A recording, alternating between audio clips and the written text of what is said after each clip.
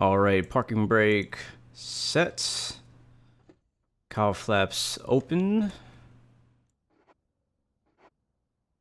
Carburetor heat off. Alternator on. We'll start with the left engine for this startup. So left alternator on. Fuel selector on. We'll just go ahead and turn on both on. And now mixture rich. That is the red knob. There it is. Throttle quarter open. Prop full 4, which it already is. Master battery on. Fuel pump. Start with the left. Alright, ignition switches. Left and right. And clear!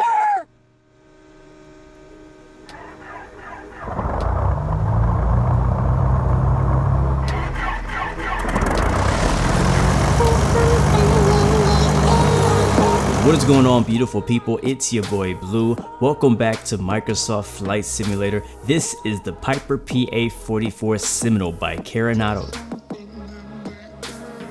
For generations, the Piper Seminole has been known as one of the best twin-engine trainer aircraft. Since 1979, it's used to train commercial and multi-engine rated pilots.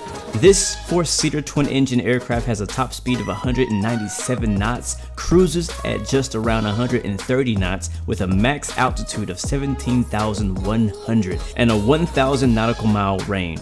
Today, you can add this aircraft to your hangar for $29.99 USD from the in-game marketplace. The features include 5 liveries, a default GNS 530, custom STEC 44 autopilot, custom high-quality sounds recorded from the real aircraft, including engine, wind sound effects, knobs, switches, buttons, etc. Also includes PBR materials and textures, a tablet interface for controlling static elements, opening doors, and startup options. Also simulates realistic weight, balance, and flight dynamics tested by real pilots. But it's no surprise, visually Carenado did a great job replicating the look of the Seminole down to every scratch on the fuselage. PBR textures and reflections look really good in all weather situations. I will warn you that this aircraft is not approved to fly in known icing conditions. There's no anti-ice, so if you get caught in an icy situation, make sure you turn around and fly out immediately. Based on my testing, FPS are equal to the default TBM and CJ4, only 2 frames less than the default C172, which is a unnoticeable difference to the human eye. Let's talk about systems though. This is not a study level aircraft and is not trying to be. You will have to map a button for your autopilot engage and disengage. That being said, all the buttons are clickable and functional. Despite the advertised custom autopilot, all the systems and avionics are pretty much the same as the default GA aircraft, which means that you will battle the same issues in the autopilot that you get in the rest of the Asobo fleet. This also goes for the M20 Ovation. I wish they would modify the basic navigation and autopilot features and make something more custom.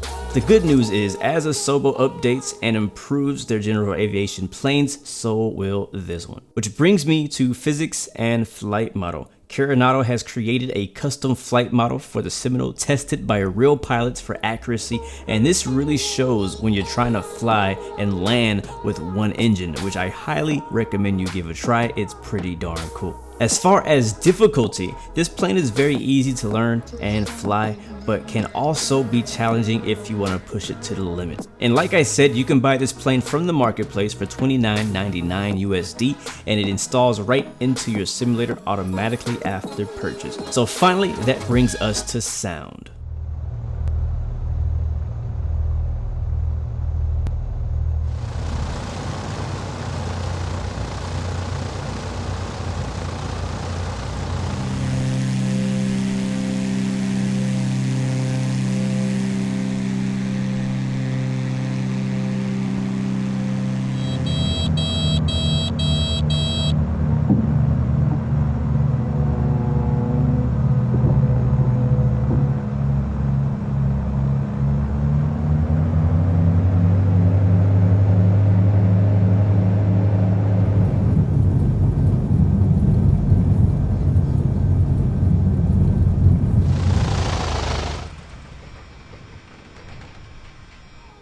I think they did a great job with the sounds, and I have no major complaints here. So my final rating for this aircraft is going to be a 3.5 out of 5 stars. I honestly don't have many major complaints about this plane. I think it's fairly priced, and it's actually one of my favorite GA planes to fly now, but it mainly uses default systems, so I can't give it any higher of a rating. As far as quality, it's pretty much equal to the quality of the Microsoft Flight Simulator default aircraft, but I would highly recommend it. So as always, I would love to hear your feedback, thoughts, and opinions. And remember, you have 3 choices: give up, give in, or give it all you got. Peace, love, and God bless you. I will see you guys next time, next video. I'm out.